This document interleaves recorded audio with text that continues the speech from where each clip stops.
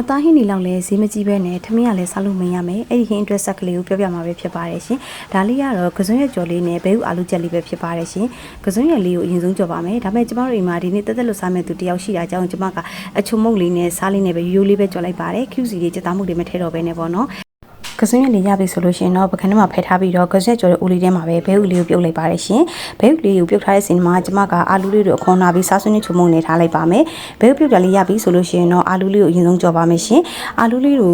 ဣသွားအောင်လို့ပေါ့နော်ကြော်လိုက်ပါမယ်အာလူလေးဣသွားပြီဆိုလို့ရှိရင်တော့ကျမကကြက်သွန်ဖြူနေထောင်းတာလေးကိုစီတက်လိုက်ပါမယ်ရှင်